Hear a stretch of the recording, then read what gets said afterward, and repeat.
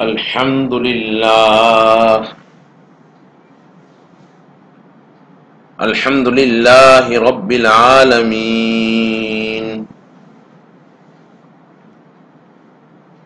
والعاقبۃ للمتقین والصلاة والسلام علی اشرف الانبیاء والمرسلین وعلى آلہ واصحابہ وازواجہ وذریاتہ واہل بیتہ اجمعین اللہم صل علی سیدنا وحبیبنا وشفیعنا وسندنا ومولانا محمد وبارک وسلم۔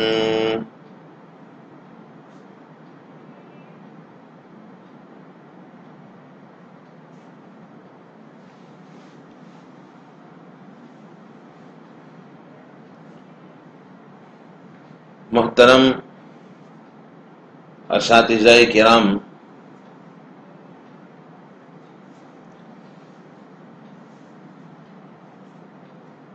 قرآنی قاعدہ کس طرح پڑھایا جائے، اس سلسلے میں کئی نشستوں میں اساتذہ کرام کے درمیان مذاکرہ ہوا۔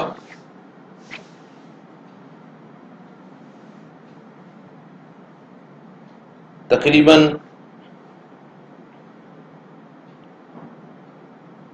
12 نشستیں ہو چکی ہے، جس میں ہم طریقہ تعلیم کے سلسلے میں آپس میں مذاکرہ کرتے رہے ہیں۔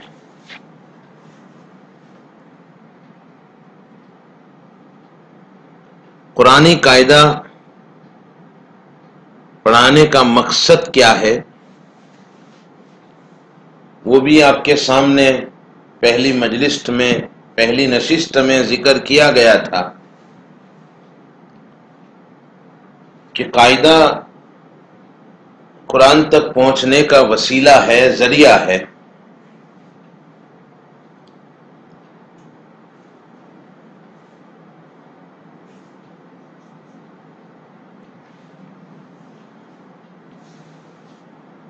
بچہ قرآنی قاعدہ پڑھ لینے کے بعد عربی کلمات پڑھ سکیں، اس میں اتنی استعداد ہو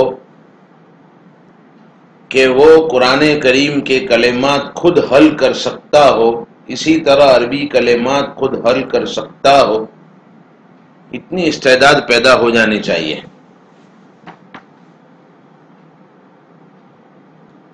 چنانچہ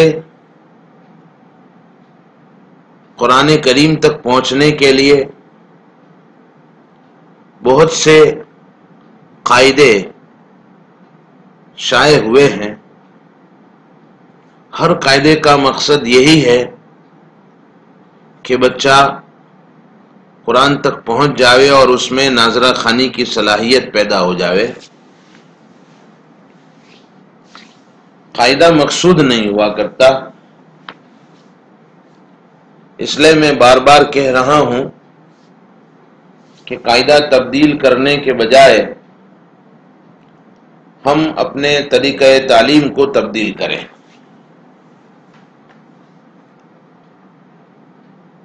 چنانچہ ہر قاعدے میں 4 کام ہیں۔ پہلا کام حروف کی شناخت، مفردات کس طرح پڑھائیں، مرکبات کس طرح پڑھائیں، اس پر 3 مجلسوں میں گفتگو ہوئی۔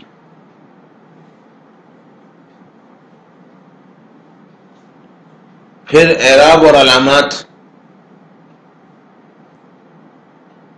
یعنی 7 اعراب اور 7 علامات۔ 7 اعراب سے مراد 3 حرکات، 3 تنوین اور جزم، تو اعراب کے مطابق بچہ کلمہ پڑھ سکے اور ہر بیان کے اعتبار سے ہم بچے کو قرآن کریم سے قریب کرتے جائیں. اگر حرکات کا بیان مکمل ہو گیا تو بچہ متحرک کلمہ پڑھنا شروع کر دے. تنوین کا بیان ختم ہو گیا تو متحرک اور منون کلمہ پڑھنے لگے. جزمہ کا بیان بھی ختم ہو جائے تو بچے میں متحرک، منون اور مجزوم کلمہ پڑھنے کی صلاحیت پیدا ہو جائے. اس کی کوشش کی جائے. آپ جس ترتیب سے بھی بچوں میں یہ صلاحیت پیدا کر دیں کہ اعراب کے بیانات مکمل ہو گئے ہیں تو بچہ متحرک، منون اور مجزوم کلمہ پڑھ سکتا ہے. جس ترتیب سے بھی یہ مقصد حاصل ہو بہتر ہے. مقصد حاصل ہونا چاہیے. ہم نے جو آپ کے سامنے طریقہ ذکر کیا ہے، چونکہ ہم کئی سالوں سے اس ترتیب سے اور اس طریقے سے مقصد حاصل کرتے ہوئے آئے ہیں، اور الحمدللہ دوستوں نے جب اس پر عمل کیا تو اچھا نتیجہ اور فائدہ حاصل ہوا کہ بچوں میں قوت اور صلاحیت پیدا ہوئی.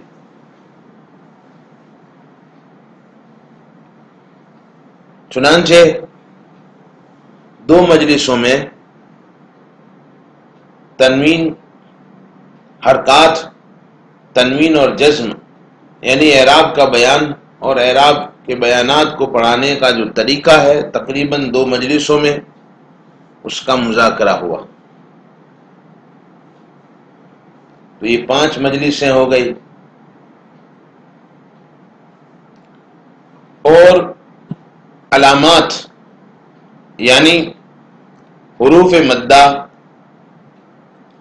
حرکات مدہ، 3 حروف مدہ، 3 حرکات مدہ، حروف مدہ کے ساتھ لین، حروف لین، اور پھر اخیر میں تشدید کا بیان. تو تقریباً دوسری 3 مجلسوں میں علامات کے بیانات کس طرح پڑھائے جائیں اس پر مذاکرہ ہوا. اور قرآنی قاعدے کا یہ آخری کام کہ قواعد کی تفہیم کرائی جائے اور اس کا استعمال کس طرح کیا جائے وہ سکھایا جائے، بچوں میں قواعد کی سمجھ پیدا کی جائے اور قواعد کے مطابق کلمات پڑھنے کی صلاحیت پیدا کی جائے، استعداد پیدا کی جائے، اس کی مشق کرائی جائے. تو تقریباً 10 قواعد، نون ساکن اور تنوین کے 4، میم ساکن کے 3 قواعد اور مد کے 3 قواعد، مد متصل، منفصل اور مد لازم، اس پر کئی مجلسوں میں، کئی نشستوں میں مذاکرہ ہوا. اب یہ آخری کام ہے کہ وقف کس طرح کروایا جائے، وقف کا بیان کس طرح سمجھایا جائے. تو انشاءاللہ ہم اس آخری نشست میں وقف کے بیان کے متعلق گفتگو کریں گے. اس پر گویا کہ قاعدے کی ترتیب مکمل ہو جائے گی. اس کے بعد انشاءاللہ ہم پاریم کس طرح پڑھایا جائے، اس کا کیا طریقہ ہونا چاہیے، اس پر آنے والی نشست میں گفتگو کریں گے. چنانچہ وقف کا بیان چند حصوں میں سمجھایا جائے. سب سے پہلے تو بچوں کو وقف کے معنی سمجھائیں. وقف کس کو کہتے ہیں؟ ہم بچوں کو سمجھائیں گے کہ وقف کے معنی ٹھہرنے کے ہیں. اب تک آپ لوگ عربی کلمات پڑھتے تھے، اب تم الحمدللہ قرآن پڑھنے والے ہو تو قرآن پڑھتے پڑھتے مسلسل رواں کے ساتھ پڑھتے پڑھتے آپ کو رکنا پڑے گا، کسی جگہ آپ کو ٹھہرنا پڑے گا۔ تو قرآن کریم پڑھتے پڑھتے کس طرح ٹھہرا جاوے، کس طرح رکا جاوے، اس کا ایک طریقہ ہے، وہ طریقہ ہم آپ کو بتاتے ہیں۔ قرآن پڑھتے پڑھتے رکنا ہو، ٹھہرنا ہو تو کس طرح رکیں گے، کس طرح ٹھہریں گے، اس کا طریقہ کیا ہے وہ انشاءاللہ ہم اب بتائیں گے۔ تو بتاؤ تم میں سے کون ہے جو اس کو سیکھنا چاہتا ہے؟ بچے انگلی اٹھائیں گے۔ ہم کہیں گے دیکھو آپ سائیکل چلا رہے ہو، تو سائیکل چلاتے چلاتے آپ کو رکنا ہو تو آپ کچھ کام کرتے ہیں۔ رکنے کا ایک طریقہ ہوتا ہے کہ پہلے آپ بریک کرتے ہیں، پھر پاؤں زمین پر رکھتے ہیں، پھر آپ اترتے ہیں۔ اترنا ہو تو ایسا نہیں کرتے کہ ہم سائیکل کو چھوڑ کر کود پڑتے ہیں کہ سائیکل کسی جگہ جا کر گرے اور تم کسی جگہ جا کر گرو، تو ایسا نہیں ہوتا۔ رکنے کا ایک خاص طریقہ ہوتا ہے۔ ایسے قرآن کریم پڑھتے پڑھتے جب تم کو رکنا ہوگا تو رکنے کا ایک خاص طریقہ ہوگا۔ چنانچہ اس طرح پہلے ایک نقشہ بنا لیں، زبر، زیر اور پیش۔ بچوں سے کہیں اس کو بورڈ کے اوپر بنا کر رکھ لیں، اور بچوں سے کہے کہ جب تم رکو گے تو آخری حرف پر زبر ہوگا، یا آخری حرف کے نیچے زیر ہوگا، یا آخری حرف کے اوپر پیش ہوگا۔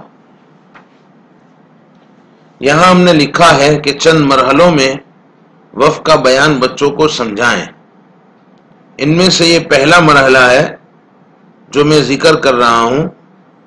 تو ایک نقشہ بنا لیں، زبر، زیر اور پیش۔ اب کہیں بچوں سے کہ آخری حرف پر جب آپ وقف کریں گے تو زبر ہوگا، یا آخری حرف کے نیچے زیر ہوگا، یا آخری حرف پر پیش ہوگا۔ 3 مثالیں آپ لکھیں۔ ایک قرآن کریم کی آیت لکھیں جس میں آخری حرف مفتوح ہو، دوسری آیت لکھیں جس میں آخری حرف مکسور ہو، تیسری آیت لکھیں جس میں آخری حرف مضموم ہو۔ چنانچہ یہاں 3 آیتیں ہم نے لکھی ہے۔ غاسقٍ اذا وقب، آخری حرف مفتوح ہے، زبر ہے۔ ملک الناس، اس میں آخری حرف کے نیچے زیر ہے، یعنی آخری حرف مکسور ہے، سین جس پر ہمیں رکنا ہے۔ اللہ الصمد، دال پر رکنا ہے ہمیں تو آخری حرف پر پیش ہے، مضموم ہے۔ اب اگر آخری حرف پر زبر ہو، یا آخری حرف کے نیچے زیر ہو، آخری حرف پر پیش ہو، جیسے یہاں پر با پر زبر ہے، سین کے نیچے زیر ہیں، دال کے اوپر پیش ہیں، 3 مثالیں لکھیں کم از کم، اور پھر سمجھائیں کہ آپ کو 2 کام کرنے ہیں۔ ایک کام تو یہ کرنا ہے کہ جس حرف پر رکنا ہے اس پر زبر، زیر یا پیش ہو تو آخری حرف کو ساکن کر دینا ہے۔ مثلا با پر رکنا ہے تو با کو ساکن کرنا ہے، اور پھر سانس توڑنی ہے۔ یہاں پر ناس میں سین کے نیچے زیر ہیں، آپ کو یہاں رکنا ہے تو سین کو ساکن کرنا ہے اور پھر سانس توڑنی ہے۔ یہاں دال ہے جس پر رکنا ہے آپ کو، جو مضموم ہے، تو اس کے اوپر جزم لگانا ہے اور پھر سانس توڑنی ہے۔ تو ذرا ہم پڑھیں گے، یہاں با ساکن کرنا ہے۔ اگر میں با ساکن کر دوں تو وقب، واو زبر و، قاب با زبر قب، وقب، چونکہ یہ با پر جزم آ گیا ہے تو آیت کرنے کی وجہ سے آخری حرف پر جزم دیں گے اور سانس توڑ دیں گے، اس لیے آپ پڑھیں گے غاسقٍ اذا وقب، غاسقٍ اذا وقب۔ اسی طریقے سے یہاں پر ملک الناس، تو سین کے نیچے زیر ہے، اس پر ہمیں آیت کرنا ہے تو آخر حرف کو جزم دے کر آواز سانس توڑ دیں گے، تو پڑھیں گے ملک الناس، ملک الناس، ملک الناس، سانس توڑ دیں گے۔ اللہ الصمد، جب ہمیں آیت کرنا ہو تو ہم پڑھیں گے اللہ الصمد، اللہ الصمد، دال کو ساکن کریں گے۔ تو زبر پر آیت کرنا ہو، زیر پر آیت کرنا ہو، پیش پر آیت کرنا ہو تو زبر زیر پیش پر آیت کرنا ہو تو آخر حرف کو جزم دے کر سانس توڑ دیں۔ یہ قاعدہ ہم بولتے رہیں بار بار تاکہ بچوں کو یاد ہو جاوے کہ زبر زیر پیش پر آیت کرنا ہو تو کیا کریں گے کہ آخر حرف کو ساکن کر کے سانس توڑ دیں گے۔ اب آپ چند مثالیں لائیں بچوں کا تحفہ حصہ ثانی میں، جہاں وف کا بیان ہے وہاں زبر پر آیت کی 5 آیتیں، زبر پر آیت کرنے کی 5 مثالیں دی گئی ہیں، زیر پر آیت کی 5 مثالیں دی گئی ہیں، پیش پر آیت کی 5 مثالیں دی گئی ہیں۔ تو یہ تمام جو آیات ہیں وہ بچوں کو خود حل کرنے دیں، چند آیات سے یہ قاعدہ سمجھا کر پھر بچوں کو خود وہ آیات حل کرنے دیں اور کہیں کہ اس میں تم قاعدہ بولو کہ آخری حرف پر زبر پر آیت کرنا ہو تو آخر حرف کو جزم دے کر سانس توڑ دیں، زیر پر آیت کرنا ہو تو آخر حرف پر جزم دے کر سانس توڑ دیں، پیش پر آیت کرنا ہو تو آخر حرف پر جزم دے کر سانس توڑ دیں۔ یعنی 2 کام کرنے ہیں، اگر آخری حرف پر زبر زیر یا پیش ہو تو پہلا کام کہ آخر حرف کو ساکن کرنا ہے اور دوسرا کام پھر سانس توڑنا ہے۔ اب یہ نقشہ یہاں رہنے دیں، پھر دوسرا نقشہ بنائیں 2 زبر 2 زیر 2 پیش کا، اور پھر 2 زبر پر اس طرح گول دائرہ کر دیں اور کہیں ابھی اس پر آیت کا طریقہ ہم بعد میں آپ کو بتائیں گے۔ 2 زیر اور 2 پیش کو لے لو، 2 زیر اور 2 پیش یعنی آخر حرف کے اوپر 2 پیش کی تنوین ہو یا آخری حرف کے نیچے 2 زیر کی تنوین ہو تو بھی آخر حرف کو ساکن کر کے سانس توڑ دیں گے۔ یعنی وہی 2 کام کرنے ہیں کہ آخر حرف کو ساکن کیا جائے گا اور سانس توڑ دی جائے گی، جیسے میم مسدین، یا آخر حرف کے نیچے 2 زیر ہیں، اب اس پر آیت کرنا ہے تو ہم دال کو ساکن کر کے سانس توڑ دیں گے، چنانچہ پڑھا جائے گا حبل من مسد، اور یا احد 2 پیش کی تنوین ہے، دال کے اوپر آیت کرنا ہو 2 پیش کی تنوین ہونے کی وجہ سے دال کو ساکن کر دیا جائے گا تو پڑھا جائے گا قل هو اللہ احد۔ تو دیکھو 2 زیر پر آیت کرنا ہو تو آخر حرف ساکن کر کے سانس توڑ دیں گے، 2 پیش پر آیت کرنا ہو تو آخر حرف کو ساکن کر کے سانس توڑ دیں گے۔ اب ایک اور نقشہ بنائیں جس میں خرا زبر کھڑی زیر الٹا پیش یعنی حرکات مدہ ہو۔ اب ان سے کہا جائے گا کہ خرا زبر پر میں گول دائرہ کرتا ہوں، اس پر آیت کا طریقہ ہم بعد میں بتائیں گے۔ کھڑی زیر اور الٹا پیش، اس میں بھی وہی 2 کام کرنے ہیں، جیسے کہ ربہ الٹا پیش ہے تو آخر حرف کو کیا کریں گے ساکن کر کے آواز توڑیں گے، چنانچہ پڑھا جائے گا ذالک لمن خشی ربہ۔ دیکھو ہاں الٹا پیش تھا، ساکن کر دیا۔ اسی طرح کھڑی زیر پر آیت کرنا ہو تو بھی آخر حرف کو ساکن کر دیں گے، مثلا فخرج علی قومہ، یہاں ہا کے نیچے کھڑی زیر ہیں، اب مجھے آیت کرنا ہے تو میں پڑھوں گا فخرج علی قومہ، ساکن کر دیا جائے گا۔ چنانچہ ہم بچوں کو سمجھائیں گے کہ زبر زیر اور پیش، 2 زبر 2 زیر 2 پیش، کھڑی زیر الٹا پیش، یہ 7 جگہیں ہو گئی۔ ان 7 جگہوں میں یعنی حرکات، آخر حرف پر حرکت ہو، کوئی بھی حرکت ہو، زبر ہو زیر ہو پیش ہو، یا 2 زیر 2 پیش ہو یا کھڑی زیر الٹا پیش ہو تو 2 کام کرنے ہیں، آخر حرف کو ساکن کر کے سانس توڑنی ہے۔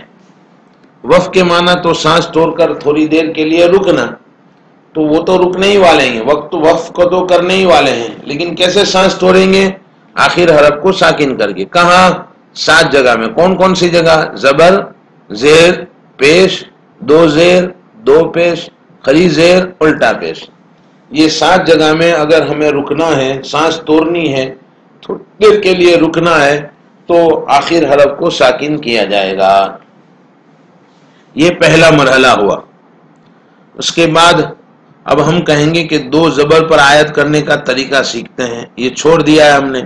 پھر تیسرے نمبر پر کھڑا زبر پر آیت کا طریقہ سیکھیں گے۔ تو اب دوسرے مرحلے میں دو زبر پر آیت کا طریقہ سکھائیں، تیسرے مرحلے میں کھڑا زبر پر آیت کا طریقہ سکھائیں۔ چنانچہ دو زبر پر آیت کا طریقہ، تو دو زبر پر آیت کا طریقہ کیا ہے؟ ہم کہیں گے کہ دو زبر کے ساتھ الف لکھا جاتا ہے لیکن پڑھا نہیں جاتا۔ لیکن جب ہم آیت کریں گے جیسے کہ وَكَفَى بِاللَّهِ حَسِيبًا، لیکن جب ہم اس پر آیت کریں گے تو یہاں ایک زبر کے ساتھ الف پڑھا جائے گا، اور یہ دو زبر ہیں ان میں سے ایک زبر نکال دیا جائے گا۔ تو یہ الف جو تنوین میں لکھا جاتا تھا دو زبر کے ساتھ لیکن پڑھا نہیں جاتا تھا، اب کیا ہوگا؟ جب آیت کریں گے تو یہ الف بھی پڑھا جائے گا، یعنی الف مدہ بن جائے گا۔ دو زبر میں سے ایک زبر نکال دیتے ہیں تو الف مدہ بنتا ہے، یہ باتیں تو ہم سمجھا چکے ہیں۔ تو یہاں الف مدہ بن جائے گا۔ تو دو زبر پر آیت کرنے کا طریقہ کیا ہے کہ آخر میں الف مدہ ہو جاتا ہے، یعنی ایک زبر کے ساتھ الف پڑھا جاتا ہے۔ چنانچہ پڑھیں گے وَكَفَى بِاللَّهِ حَسِيبًا۔ یہ بھی چند مثالوں سے سمجھائیں۔ چنانچہ بچوں کا تحفہ حصہ ثانی میں اور معلم الاطفال میں دو زبر پر آیت کی کئی مثالیں قرآن کریم سے دی گئی ہیں۔ اس طرح تیسرا حصہ ہے کھڑا زبر اور الف مدہ پر آیت کا طریقہ، کہ دیکھو ہم نے کھڑا زبر کو چھوڑا تھا، کھڑی زیر و الٹا پیش پر آیت کرنے کا طریقہ تو یہ ہے کہ آخر حرف کو ساکن کیا جائے گا۔ تو اب کھڑا زبر پر آیت کا طریقہ کیا ہے کہ آخر حرف پر کھڑا زبر ہو تو کچھ کرنا نہیں ہے، رک جانا ہے۔ جیسے کہ یسعا، اب یہاں پر رکنا ہو تو سیدھا ہم رک جائیں گے، کچھ کرنا نہیں ہے۔ اگر ہم سائیکل چلاتے چلاتے آئے اور سائیکل خود بخود رک گئی تو اب کیا کریں گے؟ اتر جائیں گے۔ تو اسی طرح یہاں یہ مقام ہے، کچھ کرنا نہیں ہے، سیدھا رک جانا ہے۔ ثم ادبر یسعا، یہاں پر کھڑا زبر ہے، آخر حرف کو ساکن نہیں کرنا، یسعا۔ اس طرح بعض لوگ کر دیتے ہیں، غلط کر دیتے ہیں۔ حالانکہ یہاں پر کھڑا زبر پر آیت کرنا ہے تو کچھ کرنا نہیں، سیدھا رک جانا ہے۔ ثم ادبر یسعا۔ اسی طریقے سے الف مدہ ہو اخیر میں تو کھڑا زبر اور الف مدہ دونوں ایک جیسے ہوتے ہیں۔ جیسے کہ آپ نے پڑھا ہے یہاں بناہا وما بناہا، تو یہاں الف مدہ ہے، پہلے سے الف مدہ ہے تو بھی کچھ کرنا نہیں، سیدھا رک جانا ہے۔ چنانچہ پڑھیں گے والسماء وما بناہا، یہاں دو زبر پڑھیں تو ایک زبر کے ساتھ ہم نے الف مدہ بنایا تھا، یہاں پہلے سے الف مدہ ہے، اور کھڑا زبر بھی الف مدہ کے برابر ہوتا ہے۔ تو معلوم ہوا کہ یہاں الف مدہ نہیں تھا، دو زبر تھے، تو ہم نے ایک زبر نکال کر الف مدہ بنا کر ہم رکے۔ اسی طریقے سے یہاں پر پہلے سے ہی اگر کھڑا زبر جو الف مدہ کے برابر ہو تو سیدھا رک جانا ہے، اور اگر پہلے سے ہی الف مدہ ہو تو سیدھا رک جانا ہے۔ تو یہ تیسرا مرحلہ ہو گیا، 2 اور 3۔ چوتھا مرحلہ یہ ہے کہ بھئی یہاں پر زبر پر آیت کا طریقہ معلوم ہو گیا، زیر پر پیش پر دو زبر دو زیر دو پیش پر کھڑا زبر کھڑی زیر الٹا پیش پر آیت کا طریقہ معلوم ہو گیا۔ تو اب ایک رہ گیا ہے جزم اور تشدید۔ تو جزم پر آیت کرنے کا طریقہ کیا ہے؟ دیکھو جزم پر آیت کا طریقہ یہ ہے کہ آخر حرف پہلے سے ساکن ہی ہے تو کچھ کرنا نہیں، آخر حرف پر زبر ہو تو ساکن کر کے رکتے تھے، زیر ہو تو ساکن کر کے رکتے تھے، آخر حرف پر پیش ہو تو ہم ساکن کر کے رک جاتے تھے۔ اب یہاں پہلے سے ہی ساکن ہے تو کچھ کرنا نہیں ہے، سیدھے ہم رک جائیں گے۔ جیسے کہ یہاں ہے ادعونی استجب لکم، یہاں میم پہلے سے ساکن ہے تو کچھ کرنا نہیں ہے۔ تو اس طرح جزم پر آیت کی ہم صلہ لیا ہے، تو یہ چوتھا مرحلہ ہوا۔ اس طرح گول تا پر آیت کرنے کا طریقہ، گول تا پر آیت کا طریقہ کیا ہے؟ کہا گول تا پر آیت کرنا ہو تو یہ ہائے ساکنہ بن جائے گی۔ جیسے کہ عالیتن فی جنتن عالیتن، اب عالیتین میں گولتا ہے، اس پر آیت کرنا ہے تو اس کو ہائے ساکنہ بنا دیں گے، چنانچہ پڑھیں گے فی جنت عالیہ، فی جنت عالیہ، یہ دیکھو ہائے ساکنہ بن جائے گی۔ اسی طرح نارن حامیتن، یہاں تھوڑا غلط ہو گیا ہے لکھنے کے اعتبار سے، صحیح کرنا پڑے گا۔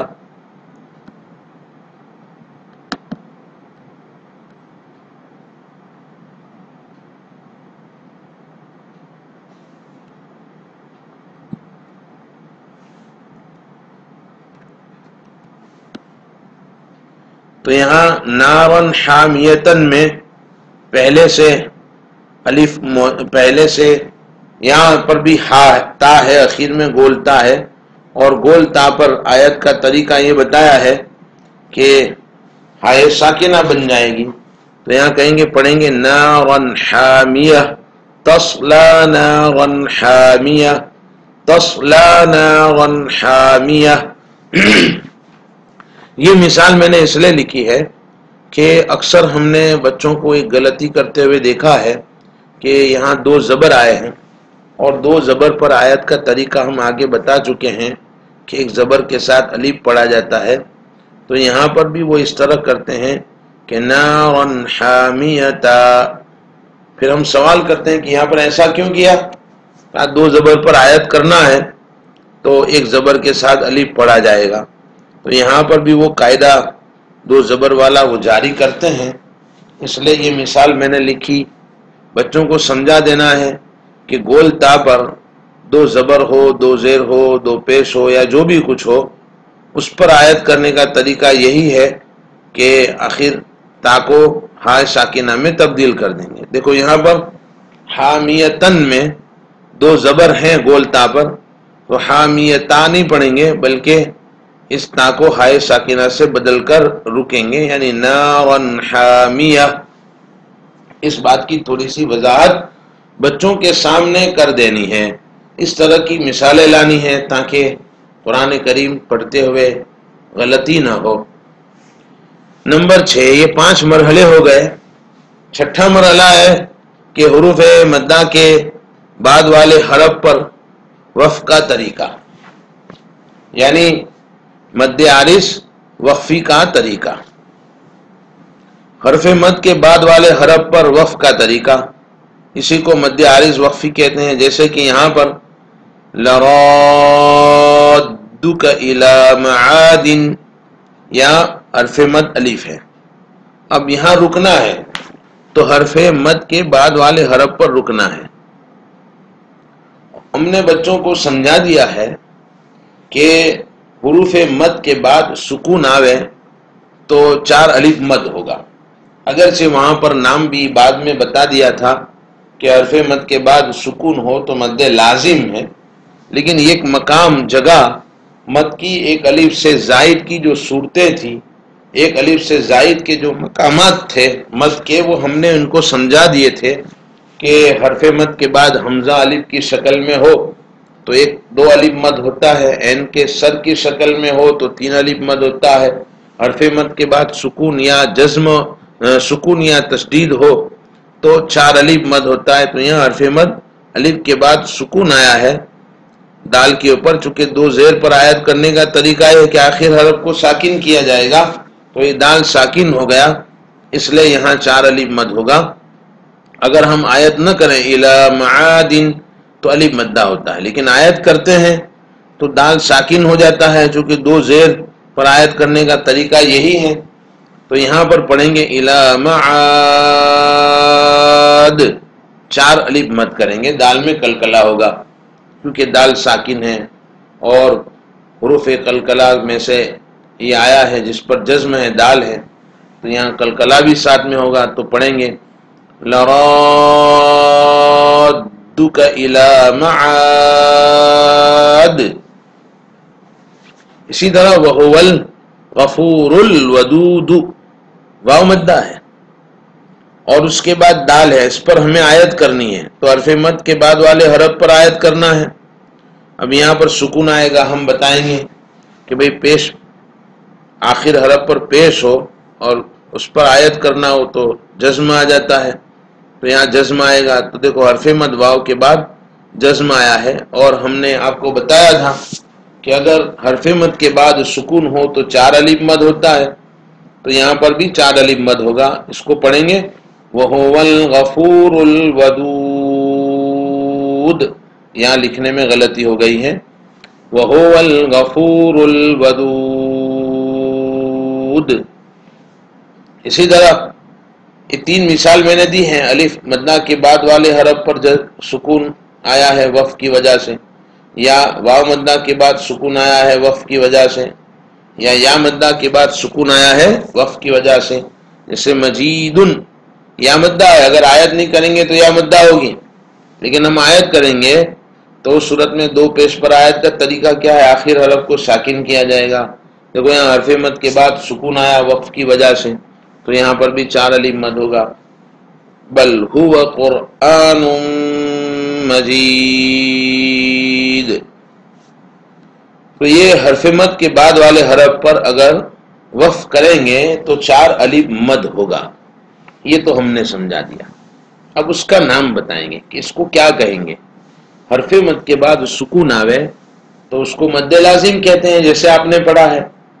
لیکن یہاں سکون ہے نہیں، بلکہ یہ وقف کی وجہ سے آیا ہے. ہمیشہ نہیں ہوتا ہے، اصلی نہیں ہے کہ پہلے سے ہو، بلکہ یہاں پر جو سکون آیا ہے، جیسے کہ معاد، اس میں جو سکون آیا ہے وہ سکون وقف کی وجہ سے آیا ہے، ٹیمپروری ہے، جس کو ہم عارضی عربی میں اردو میں کہتے ہیں. یعنی عارضی ہے، پہلے سے نہیں، اصلی نہیں، پیور نہیں، بلکہ یہ وقف کی وجہ سے آیا ہے، عارضی ہے. اس لیے اس کا نام مد عارض. اور یہ کیوں آیا سکون عارض کیوں ہوا وقف کی وجہ سے؟ تو اس کا نام مد عارض وقفی.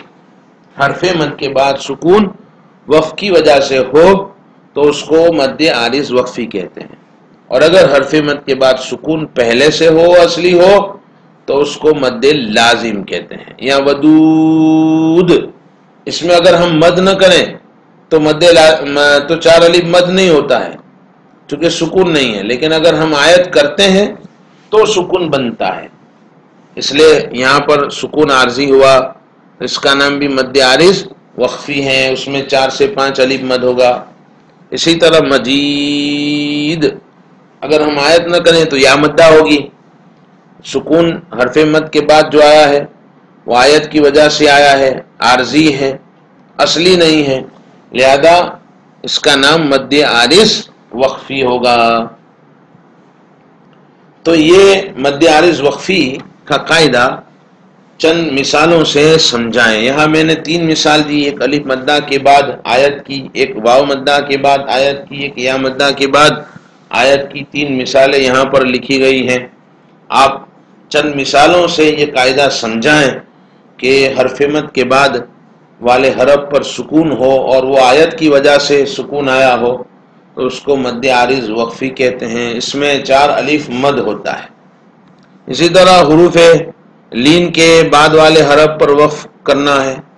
مثلا خوفن، من خوفن، یہاں واو لین ہے، اس کے بعد فا کی نیچے 2 زیر ہیں اور 2 زیر پر آیت کا طریقہ یہ ہے کہ اس پر جزم دیا جائے گا. لہذا جب ہم آیت کریں گے تو یہاں پر فا ساکن ہو جائے گی، خوف.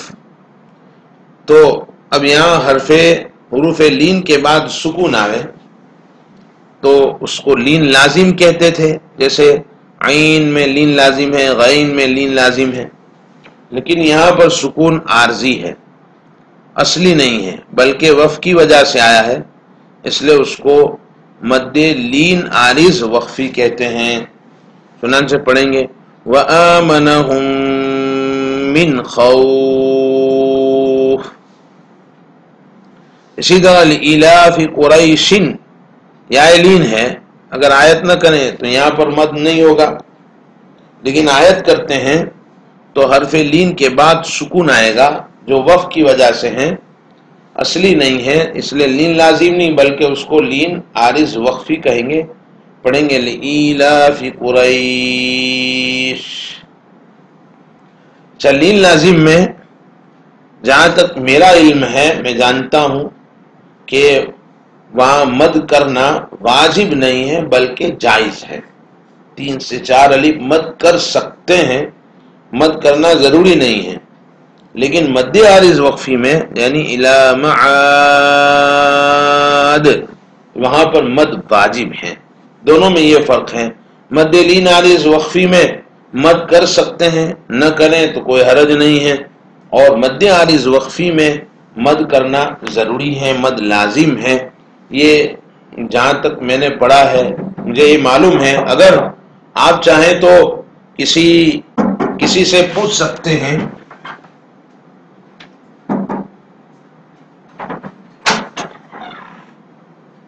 آپ چاہیں تو کسی سے پوچھ سکتے ہیں، کیونکہ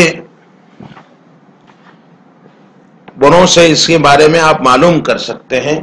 آخری بات یہ ہے کہ تشدید پر آیت کرنا ہو، یعنی آخری حرف مشدد ہو تو کس طریقے سے اس پر آیت کی جائے گی، اس کا طریقہ انشاءاللہ آپ کو بعد میں بتایا جائے گا. بلکہ میں یوں سمجھتا ہوں کہ چھوٹے بچوں کو یہ سمجھانا تھوڑا مشکل ہے، کیونکہ حرف مشدد پر آیت کا جو طریقہ ہے اس کا تعلق ادائیگی سے ہے. جب بچے آگے قرآن کریم میں آئیں گے اور جب ایسا موقع آئے گا تو قرآن کریم کے اساتذہ ان کو طریقہ ادائیگی کے اعتبار سے سمجھا سکتے ہیں. بہرحال قرآنی قاعدے کے جو کام تھے اہم وہ آپ کے سامنے ذکر کر دیے گئے. باقی جو اندر کچھ کام باقی رہ گئے ہیں، کچھ قواعد باقی رہ گئے ہیں، مثلا را ساکن پر باریک کے قواعد، اللہ کا لام پر باریک کے قواعد، تو یہ ایسے قواعد ہیں کہ یہاں سمجھانے کے بعد بچوں کے لیے اس کا سمجھانا اور بچوں کو سمجھانا اور بچوں کا سمجھنا کوئی دشوار نہیں ہوگا. آپ الحمدللہ اچھی طریقے سے سمجھا سکتے ہیں. لہذا یہ چند کام جو موٹے موٹے تھے اس کا طریقہ میں نے ذکر کیا ہے. اللہ تعالیٰ اس کو قبول فرمائے. سبحان اللہ و بحمدہ، سبحانک اللہم و بحمدک، ونشہد ان لا الہ الا انت